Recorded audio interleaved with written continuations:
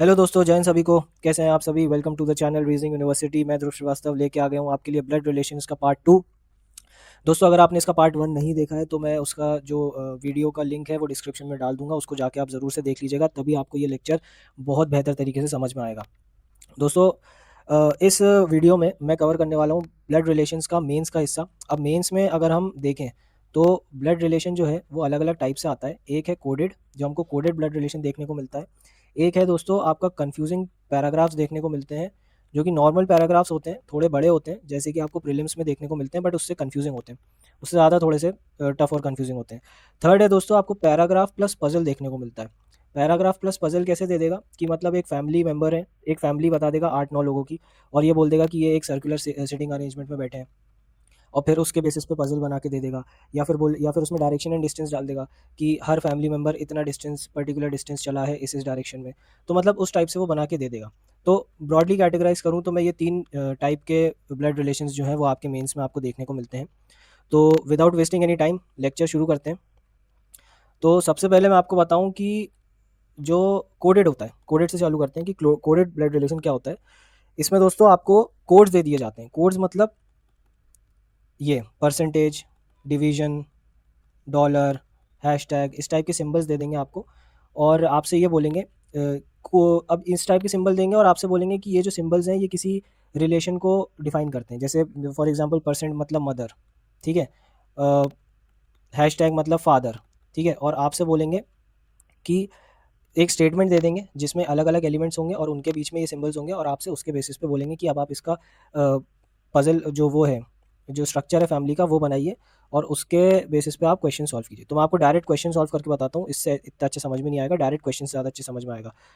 ये देखिए दोस्तों, क्वेश्चन नंबर 1 क्या कह रहा है? There are 7 members in a family. 7 लोगों का परिवार है। ये वो 7 लोग हैं in a family which consist of 3 generation, यानी 3 पीढ़ी का परिवार है।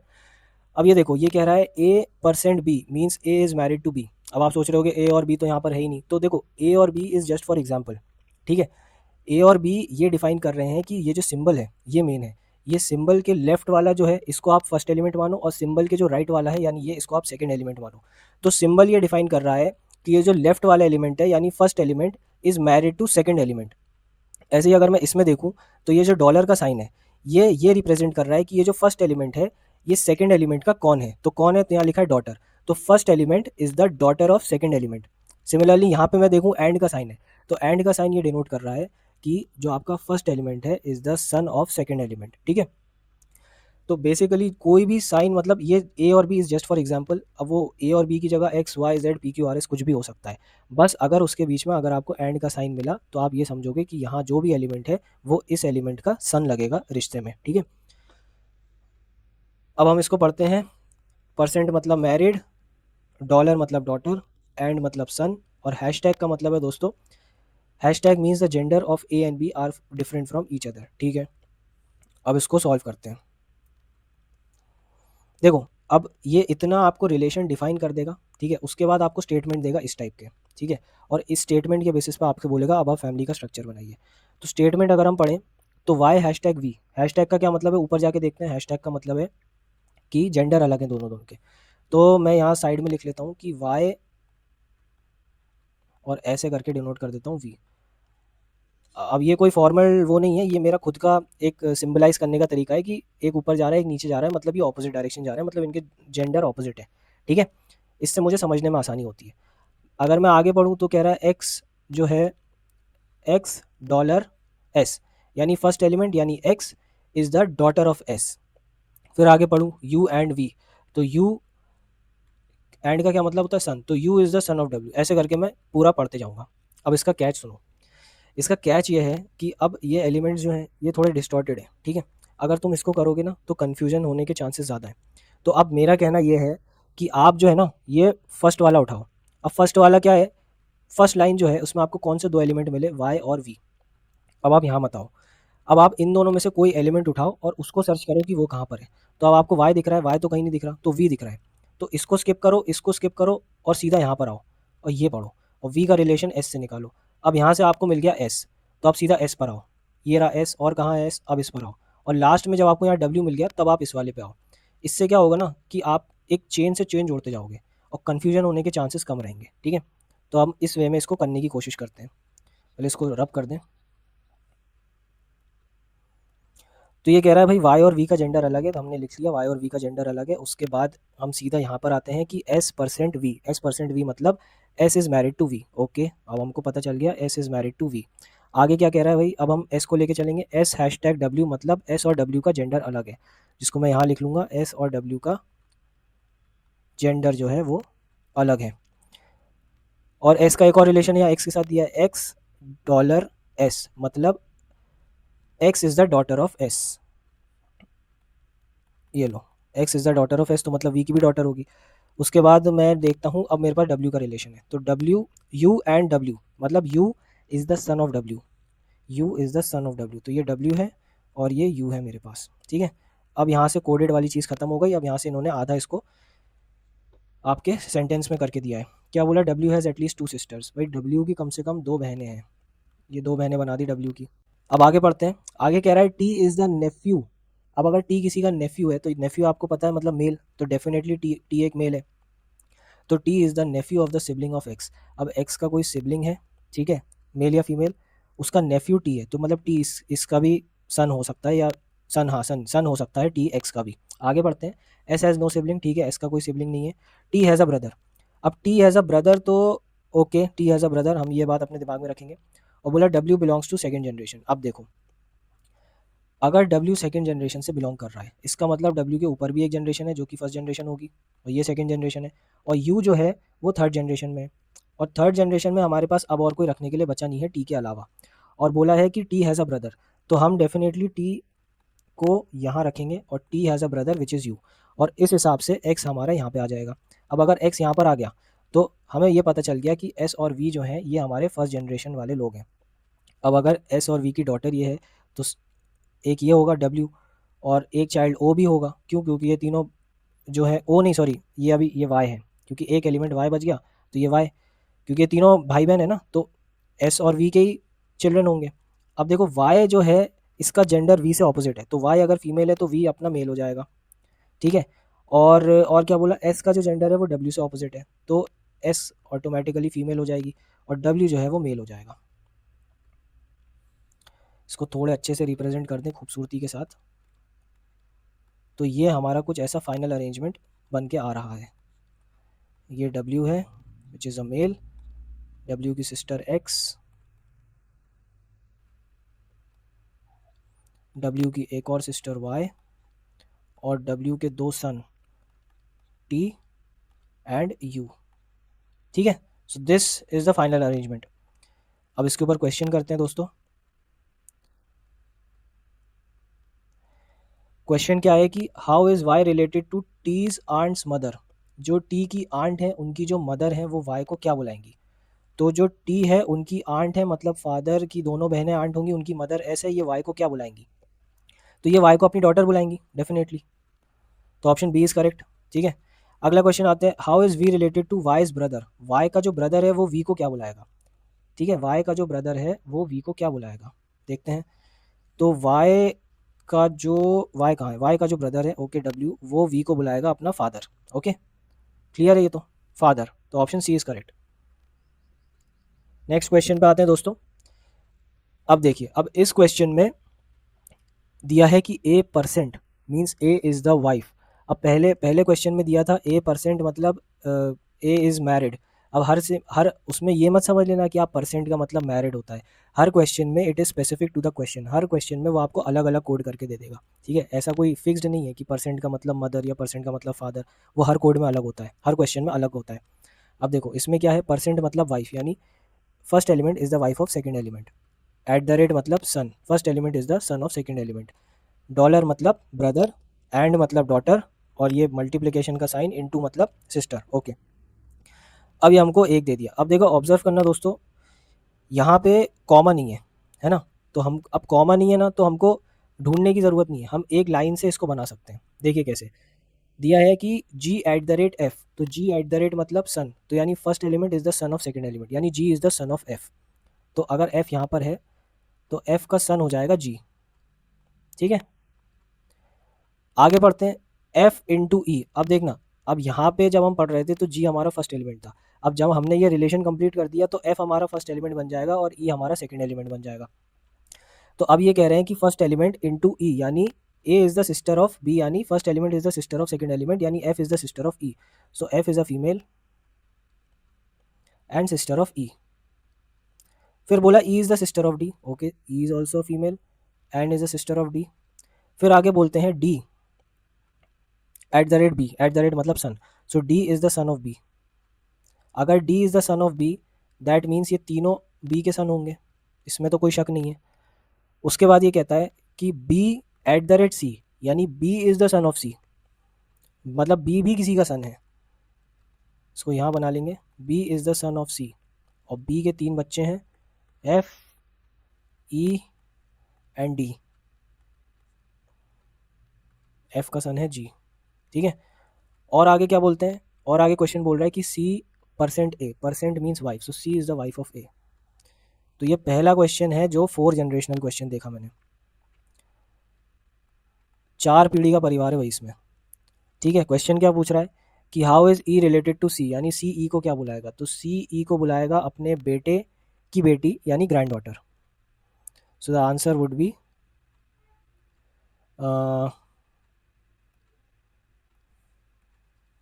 इसका आंसर हो जाएगा आपका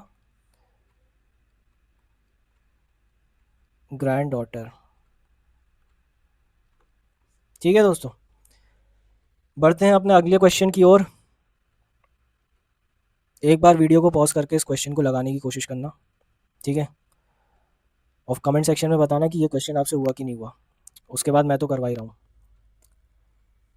ठीक है। एक बार पॉज करके लगाने की कोशिश करना, और बाकी नहीं बने तो देखो आप सोल्यूशन इसका क्या है।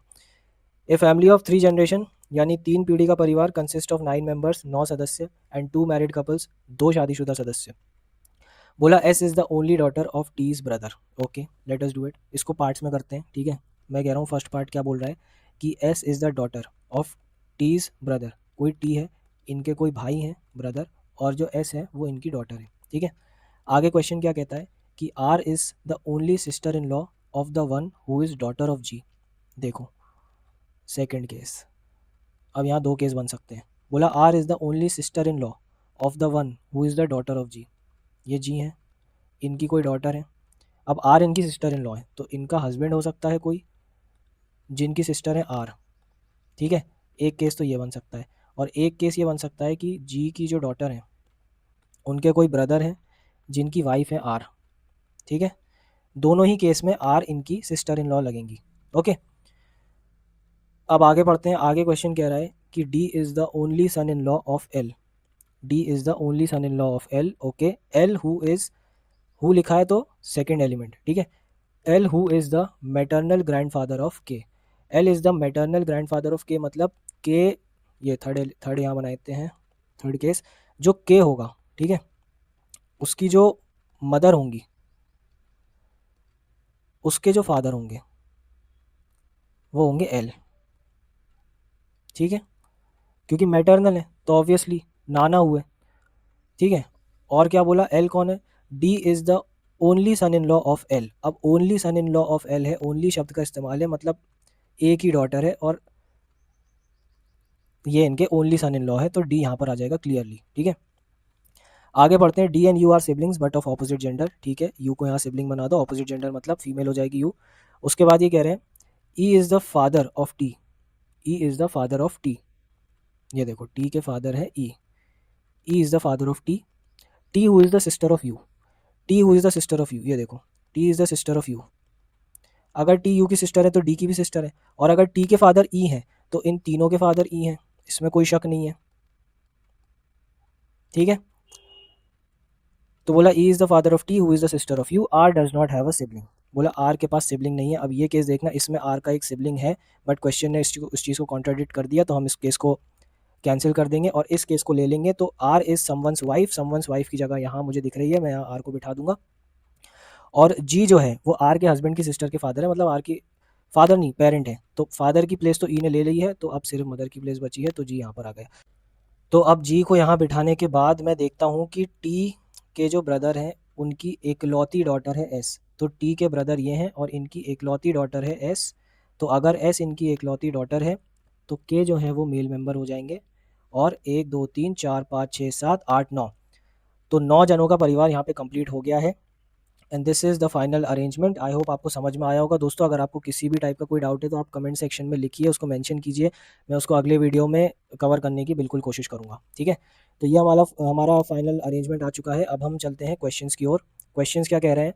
क्वेश्चन कह रहा है कि if V is married to S, अगर वी की शादी एस से करा दी जाए, ये लो करा दी, तो then how is R related to V, तो वी आर को क्या बुलाएगा? तो वी आर को बुलाएगा अपनी वाइफ की मदर, यानी mother in law. Clearly mother in law, option D is the correct option. अगला है क्वेश्चन दोस्तों, 4 of the 5 are related to each other and this form a group, find out the odd one. निम्न में से 4 एक जैसे हैं, एक अलग है, उसका पता लगाइए। S D T E, okay, S D, S ये रहा, डी, एस डी, तो एस और डी का रिलेशन है फादर और डॉटर का। सिमिलरली टी ई का भी रिलेशन है फादर और डॉटर का। आर एल, आर और एल का भी रिलेशन है फादर और डॉटर का। यू ई डी यू, अच्छा, यू और ई का जो रिलेशन है वो भी है फादर और डॉटर का। तो अब बचा डी और यू, तो डी और यू का रिलेशन फादर और डॉटर का नहीं है, ये सिबलिंग्स का रिलेशन है, तो ये अलग है, ठीक है। ओके, चलिए दोस्तों, अब हम आते हैं अपने अगले क्वेश्चन पे, क्वेश्चन नंबर 4, जैसा कि आपको अपने स्क्रीन पे दिखाई दे रहा है। ये क्वेश्चन जैसा कि मैंने आपको बताया था, ब्लड रिलेशन प्लस पज़ल का एक एग्जांपल है। इसमें ये पज़ल भी है। पज़ल मतलब इसमें मेरे ख्याल से डिस्टेंस दे के रखा है, अलग अलग रिलेशंस दे के रखे हैं और डिस्टेंस दे के रखा है। तो अब हम इस क्वेश्चन को ट्राई करेंगे कि ये क्वेश्चन कैसे होता है, ठीक है। Let's do it. क्वेश्चन कह रहा है 10% P Q R S T U V X Y Z are from same family of 3 generation, 3 पीढ़ी परिवार है, उसमें 10 लोग हैं। Each person travel different distance in a single day, the distance travelled by each person is different and is a whole number, ठीक है, whole number है, point point में नहीं है कोई distance. The distance travelled by each person it is not less than 8 and not more than 36, मतलब जो भी कहानी है, जितना भी डिस्टेंस चला है वो 8 किलोमीटर मिनिमम डिस्टेंस है और 36 किलोमीटर मैक्सिमम डिस्टेंस है, ठीक है।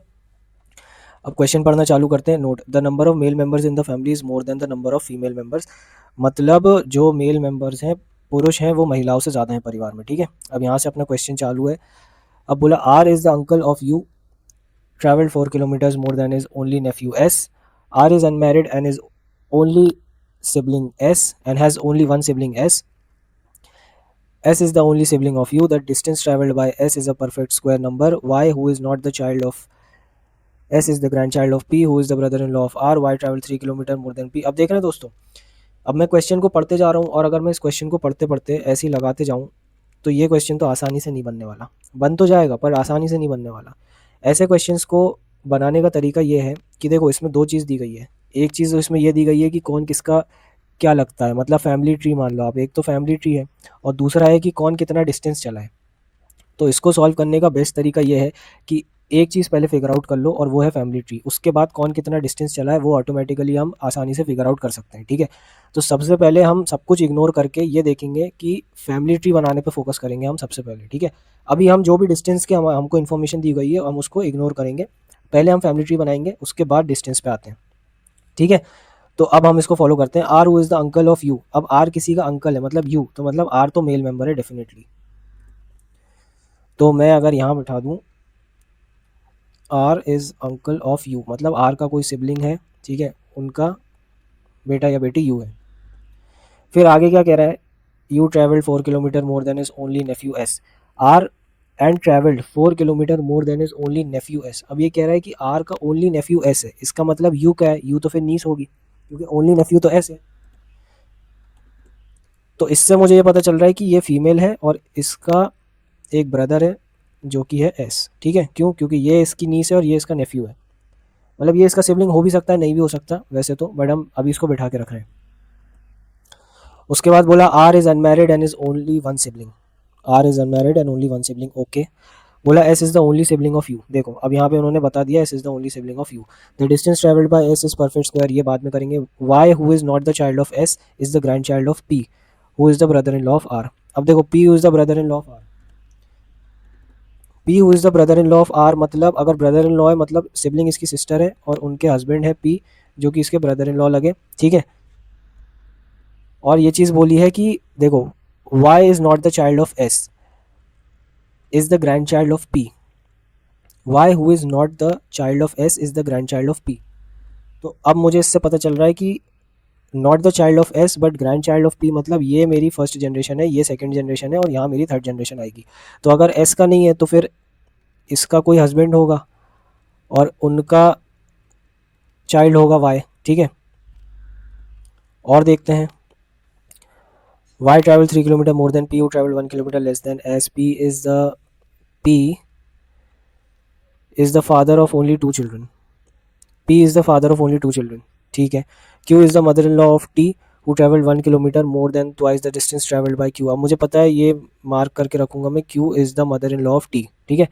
V who is the only brother in law of S. V who is the only brother in law of S, S का ब्रदर इन लॉ वी, तो मतलब मैं we को यहाँ बिठा सकता हूँ। अब मैं देख रहा हूँ, V who is the only brother in law of S travel 25 kilo more than 25 kilometre, ठीक है। The distance travelled by V multiple of 12, ठीक है, इसको इग्नोर करेंगे अभी। The difference between distance of V 1 kilometre. T is the mother in law of X. अब देखो, T is the mother in law of X. अब मुझे इससे क्या पता चल रहा है कि T is the mother in law of X और Q is the mother in law of T, मतलब टी बीच की जनरेशन की है, क्योंकि टी के नीचे भी एक्स है और टी के ऊपर जो है वो क्यू है। तो मैं मान रहा हूँ क्यू टॉप जनरेशन की और मदर इन लॉ है, तो क्यू यहीं पे आएगी और टी जो है वो यहाँ पर आ सकती है बीच वाली जनरेशन में as the wife of S. Now mother in law of X, मतलब इनका कोई सन होगा डेफिनेटली, नहीं सन नहीं, इनका कोई चाइल्ड होगा, इनका कोई चाइल्ड होगा जिसका स्पाउस होगा एक्स, ठीक है। ये एक्स अपना वाला एक्स है और ये एक्स जो अपन रिप्रेजेंट करते हैं मैरिज को, वो वाला एक्स है। अब मैं मान के चल रहा हूँ W who is the Neiphiu of you is married. W जो है वो यू का नेफ्यू है, इज मैरिड। तो यू का नेफ्यू मतलब डब्ल्यू इज मैरिड, मतलब डब्ल्यू यहीं पे होगा, इसी की शादी है, और नेफ्यू है मतलब मेल है, तो ये फीमेल है, ओके। यू के ब्रदर का बेटा नेफ्यू हो गया और फिर उसकी वाइफ एक्स है, ठीक है। अब आगे देखते हैं, distance travelled bye x is 3 kilometre. अभी इसको इग्नोर करेंगे, ये सबको इग्नोर करेंगे। w is neither more than prime number, the distance traveled by u is equal to difference between distance। y is an unmarried member of the family, okay, y is an unmarried member of the family। y is unmarried, 1 2 3 4 5 6 7 8 9 10, alright. तो family तो हमारी complete हो चुकी है, y की, y unmarried है। Mails देखते हैं, 1 2 3 4 5, और फीमेल्स 1 2 3 4। तो अगर इसको फीमेल बना दिया तो बराबर हो जाएंगे, तो इसका मेल बनाना पड़ेगा क्योंकि मेल मेंबर्स ज़्यादा हैं, मेल मेंबर ज़्यादा है ना। तो अब इतना करने के बाद अब अपन डिस्टेंस पे आते हैं कि कौन कितना डिस्टेंस चला। अब देखने की कोशिश करते हैं, समझने की कोशिश करते हैं। द नंबर ऑफ मेल्स, ठीक है। R who is the uncle of U travel 4 kilometre more than is only nephew S, ठीक है। एस से 4 किलोमीटर ज़्यादा आर चला है। R is unmarried and only one sibling, R is the only sibling, S is the only sibling of U. The distance travelled by S is a perfect square number. S ने जो distance travel किया है वो perfect square number है। Perfect square number मतलब अगर मैं बोलूँ कि ये एस है, परफेक्ट स्क्वायर नंबर मतलब मेरे पास मिनिमम है कितना, 8 है ना, और मैक्सिमम है 36, इसी के बीच में मुझे सबको रखना है। तो परफेक्ट स्क्वायर क्या हो सकता है, 2 का स्क्वायर 4 हो सकता है पर 8 से कम है, 3 का स्क्वायर 9 हो सकता है, ओके मैंने 9 लिख दिया। 4 का स्क्वायर 16 हो सकता है, उसके बाद 5 का स्क्वायर 25 हो सकता है, और उसके बाद 6 का स्क्वायर 36 हो सकता है, इससे आगे तो हो नहीं सकता। अच्छा, अब वो कह रहे हैं कि जो आपका ये है, जो आपका आर है, आर वो जो है वो 4 किलोमीटर ज़्यादा चला है एस से। तो अगर मैंने एस को 36 बना दिया तो 4 किलोमीटर इससे आगे चला जाएगा, मतलब 40 चला जाएगा, मतलब हमारे नियम का उल्लंघन हो जाएगा यहाँ पे कि 36 मैक्सिमम है।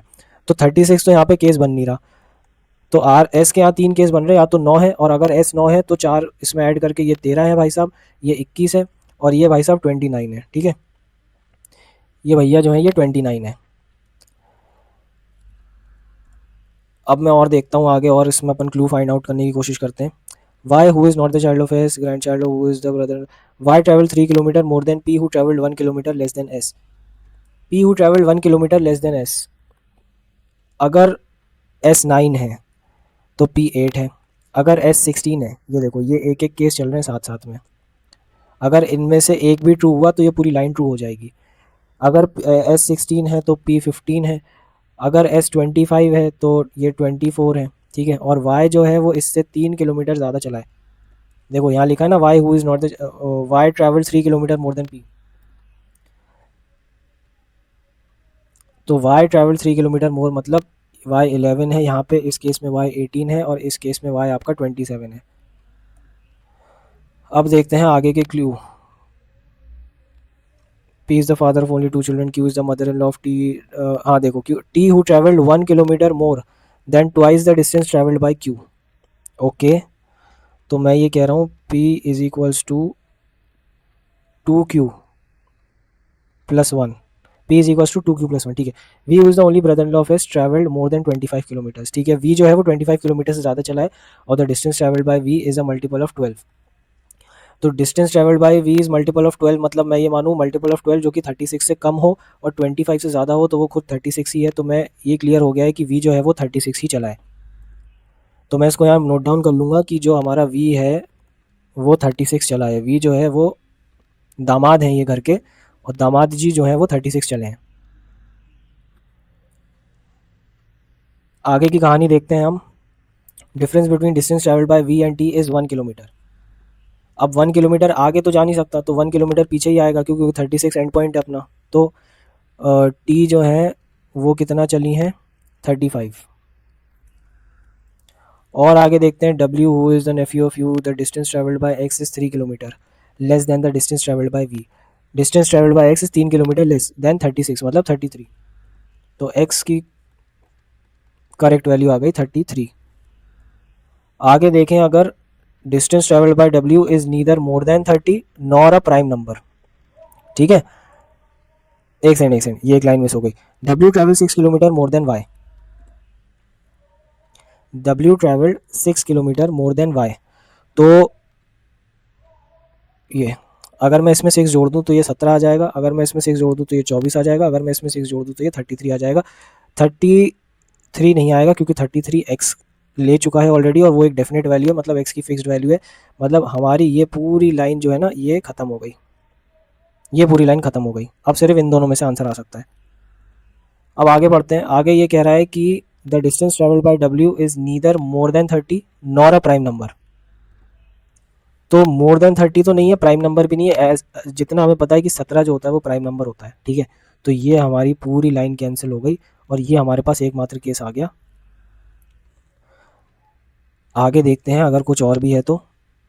The distance travelled by U is equal to difference between distance travelled by W and S। W और S के बीच में जो डिफरेंस है, तो W कितना है, W इज़ 24 और S कितना है, S 16 है। तो इनके बीच का जो डिफरेंस है वो 8 का है, ठीक है।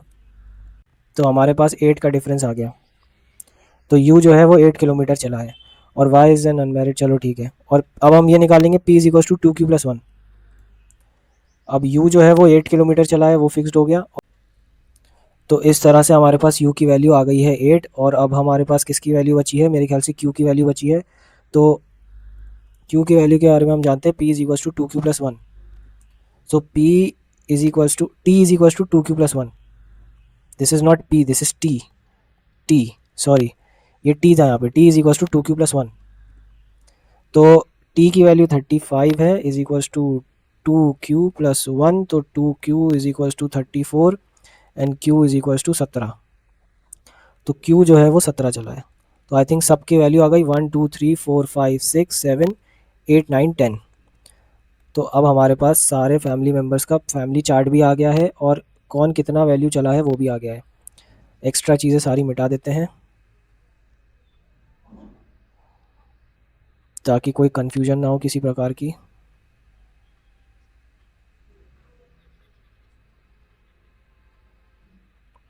ठीक है, अब इसके ऊपर बेस्ड जो क्वेश्चंस हैं वो करते हैं। Question number 1, who among the following person travel 15 kilometres. मैं कह रहा हूँ 15 किलोमीटर पी चला है। So P is like the one who is the father of V. No, he is the father in law, the one who is the spouse of Q. Yes, ये हमारा answer है, the one who is spouse of Q. आगे बढ़ते हैं, who among the following person is the spouse of T. Spouse of T जो है वो S है। The one who travel 16 kilometre, देखो यू और वाई तो है नहीं, तो the one who travel 16 kilometre या फिर the one who is the sister of U. तो सिस्टर ऑफ यू है और S 16 kilometre. S is not sister, S is sibling, तो वन हु ट्रैवल 16 किलोमीटर। ठीक है, B is the correct option. अगला question करते हैं। अगला क्वेश्चन कह रहा है, which of the following statement is true with respect to final arrangement. V is the son in law of Q, V is the son in law of Q, X travel 35 kilometre, R is paternal uncle of S, all are true. इनमें से कोई भी दो check कर लो। V is son in law of Q, V is son in law of Q, yes V is, और second R travel 35, R travel 33। सिर्फ ये ऑप्शन वन इज करेक्ट। आगे बढ़ते हैं, four of the following alike certain way, और एक अलग होगा। देखते हैं, x W, x W, x कहाँ है, एक्स ये रहा, डब्ल्यू हस्बैंड वाइफ है, you V P Q husband wife है, हमें पता है, टी एस भी हस्बैंड वाइफ है, टी एस भी हस्बैंड वाइफ है, ये भी हस्बैंड वाइफ है, यू एस नहीं है, पर यू यू वी है, देखो यू वी भी है, और कौन बचा, ये भी है, ये भी है, तो फिर ये अलग है, वाई और आर, है ना, वाई ये रहा और आर ये रहा, वाई अलग है, इनका रिलेशन अलग है, बाकी सब स्पाउस का रिलेशन है। तो एक और क्वेश्चन है हमारे पास, how is Y related to Q, मतलब क्यू वाई को क्या बुलाएगा, तो क्यू ये रहा और वाई कहाँ रहा, ये रहा, तो क्यू की बेटी का बेटा मतलब ग्रैंडसन, इसको ग्रैंडसन बुलाएगा। तो ऑप्शन डी इज करेक्ट। अब आते हैं नेक्स्ट क्वेश्चन पे। चलिए दोस्तों, बढ़ते हैं अपने अगले क्वेश्चन पे, क्वेश्चन नंबर 5। ये भी दोस्तों उसी टाइप का क्वेश्चन है, थोड़ा सा और कॉम्प्लेक्स है ये। करते हैं इसको। 10 family members of 3 generation, O P Q R S T से लेके डब्ल्यू एन एक्स तक, are from same family, are sharing a pack of 316 chocolates among them, but not necessarily in the same order. All the relations are defined in the coded form. अच्छा, इसमें coded भी दे के रखा है। ये multiplication, star star कह लो उसको, star का sign means mother, at the rate means husband, percentage means daughter, dollar means brother, and hashtag means wife respectively. ठीक है, देर आर 4 मैरिड कपल्स, 4 शादीशुदा सदस्य हैं इसमें, out of which 2 being in second generation, 2 जो married couple हैं वो हमें सेकंड जनरेशन में मिलेंगे। ठीक है, तो इसको सॉल्व भी हम वैसे ही करेंगे। सबसे पहले हम अपना फैमिली चार्ट बनाएंगे, फैमिली ट्री, उसके बाद हम देखेंगे किसके पास कितनी चॉकलेट्स हैं। तो अभी फ़िलहाल हम इसको रीड करेंगे, और जो भी हमारे पास सेंटेंसेज एक क्लूज़ है जो हमें चॉकलेट के बारे में इन्फॉर्मेशन दे रहा है, उसको हम फिलहाल के लिए इग्नोर करेंगे और खाली अपने फैमिली चार्ट पे ध्यान देंगे। ठीक है, तो स्टार्ट करते हैं। आर एट द रेट, पहले लिख लें यार, कौन सा क्या रिश्ता किस चीज़ को डिनोट कर रहा है। यहाँ साइड में थोड़ा सा छोटा सा लिख लेते हैं। ये जो स्टार का हो गया आपका, ये हो गया मदर। ठीक है, उसके बाद एट द रेट था जो, वो था आपका शायद हस्बैंड का था। उसके बाद परसेंटेज डॉटर। ठीक है, उसके बाद परसेंटेज जो था ये डॉटर, और डॉलर जो है ये ब्रदर, और उसके बाद हैशटैग जो है ये वाइफ। ठीक है, पढ़ते हैं। क्वेश्चन कह रहा है, R at the rate Q has the pack initially. R at the rate Q मतलब R is the husband of Q, R is the husband of Q, तो क्यू ऑटोमेटिकली फीमेल हो गई। आगे, has the initially escape order and gives the rest to W. W takes some chocolates in multiple of 4 and 8 and gives the rest to his, ये क्या है, brother O। ठीक है, तो W का जो ब्रदर है वो O है, इतना हमें समझ में आ गया। यहाँ पे लिख लेते हैं, W का एक ब्रदर है O। ठीक है, आगे देखते हैं। O takes 1 chocolate less than his brother W, तो W भी मेल है, W भी मेल है। ठीक है, और आगे देखते हैं। And gives 192 chocolates to T, T who is star of U. Star का क्या मतलब था, स्टार का मतलब था mother, T who is mother of U, तो इसको यहाँ लिख लेते हैं, T is mother of U. Okay, आगे पढ़ते हैं। आगे ये कह रहा है, U takes 163 chocolates from T and hold some of them in the square of 5 और 6 and gives the rest to X, X who is brother of R, X who is brother of R, तो X यहाँ पे इसका brother हो गया। और आगे आगे बढ़ते हैं। आगे ये कह रहा है कि एक्स ने ले लिया, एक्स ब्रदर ऑफ आर था, उसके बाद takes 15 chocolates, rest V skip करो उसको, and S takes and gives the rest to V at the rate S. So V at the rate S is V is the husband of S. तो मेरे ख्याल से हमको यहाँ 3 couple मिल चुके हैं अभी तक। आगे बढ़ते हैं। P is at the rate of T, यानी P is husband of T. चौथा कपल भी मिल गया है, P is at the rate of T, और यू यहाँ पर है, ये देखिए टी का चाइल्ड है यू।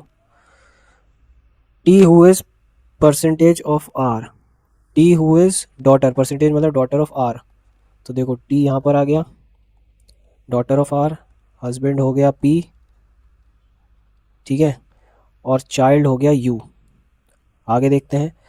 आगे ये कह रहा है कि P takes 85 chocolates from V and takes 3 chocolates more than S and gives the rest to Q, इसको स्किप करो। W who is at the rate of U, W who is at the rate of U, यानी W is husband of U, तो W, तो ये automatically wife हो जाएगी, ये इनके हस्बैंड हो जाएंगे डब्ल्यू, और डब्ल्यू का हमें पता है कि एक ब्रदर भी है ओ, तो ओ यहाँ पर हो जाएंगे। उसके बाद कह रहा है U takes 5 chocolate less than R who is brother of X, ये तो हमें पता है, and takes the maximum number of chocolates, Q takes 32 chocolates which is 8 less than W and gives the rest to S, number of chocolates taken by U, इसको skip करो। V is brother of T, तो देखो V is brother of T, T का भाई we है, यानी इसका सन होगा, और वी की वाइफ भी है एक, जैसा कि हमें पता है एस, है ना। तो 1 2 3 4 5 6 7 8 9 10 मेंबर्स कंप्लीटेड, और 2 मैरिड कपल सेकेंड जनरेशन में, ठीक है। तो ये हमारा फैमिली चार्ट जो है ये कंप्लीट हो चुका है। अब हम ये देखेंगे कि किसके पास कितनी चॉकलेट्स हैं।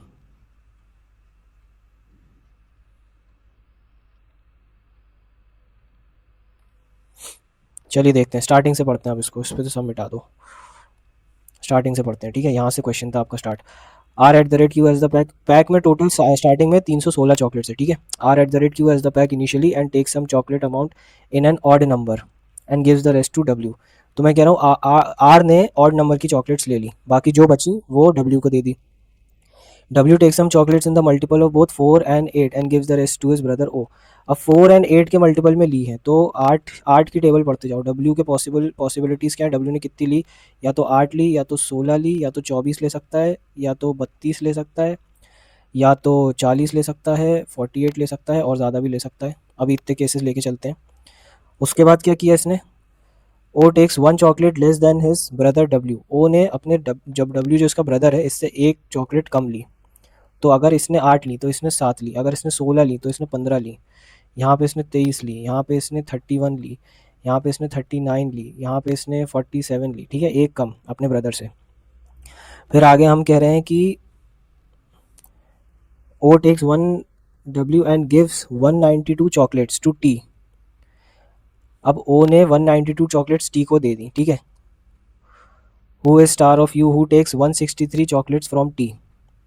अब टी के पास आई 192 चॉकलेट्स और टी के पास यू को गई 163 चॉकलेट्स, तो इनका जो डिफरेंस है वो टी ने अपने पास रखा, ठीक है। तो 192 आई और 163 गई, इनका जो डिफरेंस है ये 8 कर लो, ये 12 कर लो, 12 में से 3 गया 9, 8 में से 29। तो मैं ये कहूँगा कि जो अपना टी है उसके पास 29 चॉकलेट्स रह गई, तो मैं इसको यहाँ लिख देता हूँ, टी 29 चॉकलेट्स, ठीक है। उसके बाद यू के पास आई 163 chocolates and hold some of them, hold किया उसने इन अ स्क्वायर ऑफ इधर 5 और 6, तो 5 का स्क्वायर होता है 25 और 6 का स्क्वायर होता है 36। तो या तो यू ने अपने पास 163 चॉकलेट्स जो यू के पास आई थी, या तो उसने अपने पास 25 रखी, और या तो उसने 36 रखी। तो मैं कह रहा हूँ कि यू के पास जो आई थी, यू के पास आई थी 163, उसने या तो रखी अपने पास 25, और या तो अपने पास रखी उसने 36, ठीक है। फिर आगे gives the rest to X, gives the rest to X, अगर इसने 163 रखी अपने पास, ठीक है, 163 आई, अगर इसने 25 रखी तो इसने जो भी बची हुई हैं वो दे दी होंगी एक्स को। 13 में से 5 गए 8, और 3 38, 138, तो उस हिसाब से एक्स के पास जाएंगी 138, और अगर इसने 36 रखी होंगी अपने पास, तो इसमें से 36 अगर हम माइनस कर दें तो ये बचेगा 36 था ना, 127 देखो, अगर इसने 25 रखी तो x को इसने दी 138, और अगर इसने 36 रखी अपने पास तो x के पास आई 127 बची हुई। ठीक है,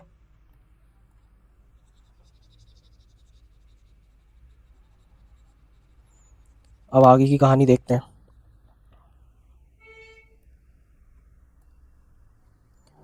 आगे की कहानी ये कह रही है कि x who is brother of R takes 15 chocolates which is 10 less than the number of chocolates S takes।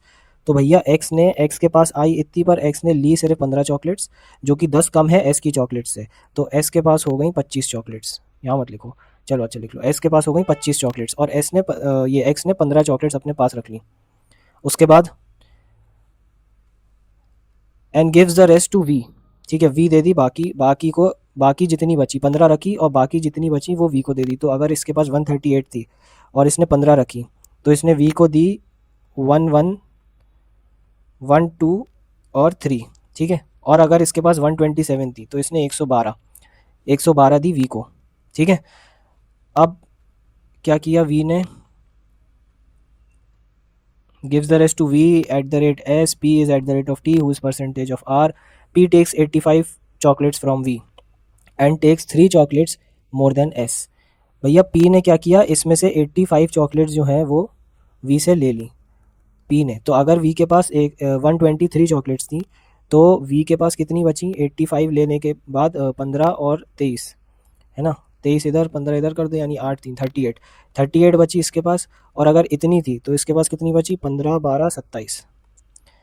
ठीक है, जब पी ने इससे 85 चॉकलेट्स ले ली, तो अगर इसके पास 123 थी तो इसके पास 38 बचेंगी, और अगर इसके पास 112 थी तो 27 बचेंगी। ठीक है, इन एनी केस पी ने तो 85 ले ली, और ये कह रहे हैं 85 में से पी ने रखी कितनी, जितनी एस के पास थी, यानी 25, इससे 3 ज़्यादा यानी 28। तो 28 चॉकलेट्स जो हैं वो पी ने अपने पास रख ली। ठीक है, यहाँ तक तो मेरे ख्याल से क्लियर है। अब पी ने अपने पास 28 चॉकलेट्स रख ली, तो अब इसके पास देने के लिए कितनी बची, 57। अब आगे देखते हैं पी ने क्या किया चॉकलेट्स के साथ। 85 chocolates from V and take 3 chocolates more than S and gives the rest to Q. तो इसने 57 जो है वो क्यू को दे दी। W is at the rate of Q takes 5 chocolate less than, W who is at the rate of U takes 5 chocolate less than R. ठीक है, डब्ल्यू ने आर से 5 चॉकलेट कम ली, and takes the maximum number of chocolate, R who takes the maximum number, R के पास सबसे ज़्यादा चॉकलेट्स हैं। अब बोला Q takes 32 chocolates which is 8 less than W. Q ने भैया 32 चॉकलेट्स ले ली, क्यू के पास आई थी इतनी चॉकलेट्स, जिसमें से क्यू ने 32 चॉकलेट्स ले ली, बची कितनी, 25। अब बोला क्यू ने जो चॉकलेट्स ली हैं वो 8 लेस देन डब्ल्यू है, तो अगर 8 लेस देन डब्ल्यू तो इसमें 8 ऐड करके डब्ल्यू आना चाहिए, तो इसमें 8 ऐड करके 40 आ जाएगा, तो डब्ल्यू की वैल्यू मेरे पास ये आ गई। और उसने बोला था कि आर के पास जो है वो आर के पास 5 चॉकलेट ज़्यादा है शायद डब्ल्यू से। हाँ ठीक है, ये देखो, W who is at the rate of U takes 5 chocolate less than R, 5 chocolate less than R मतलब 40 is 5 less than R, means R के पास हो गई 45 चॉकलेट्स। ठीक है, अब आगे पढ़ते हैं, आगे क्या कह रहा है, Q takes 32 chocolates which is eight less than W. ठीक है, and gives the rest to S, 25, S के पास 25 आई, बिल्कुल करेक्ट बैठ गया हमारा समीकरण। उसके बाद ये कह रहा है number of chocolates taken by U is not similar with any ones, मतलब यू के पास जो भी चॉकलेट है वो किसी और से सिमिलर नहीं है। तो यू के पास हम कह रहे थे या तो 25 है या तो 36 है, पर 25 हमको पता है कि एस के पास भी है, तो 25 को हम रिजेक्ट कर देंगे, 36 को एक्सेप्ट कर लेंगे। मतलब अगर यू के पास 36 थी तो फिर इसके पास आएंगी 127, और अगर इसके पास 127 आएंगी तो इसके पास आएंगी 112, तो हम एक्सेप्ट करेंगे 27 वाली वैल्यू। ठीक है, तो अब एक बार यहाँ पे लिख लेते हैं किसके पास कितनी है।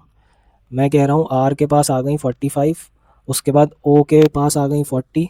ठीक है, उसके बाद ओ के नहीं सॉरी डब्ल्यू के पास,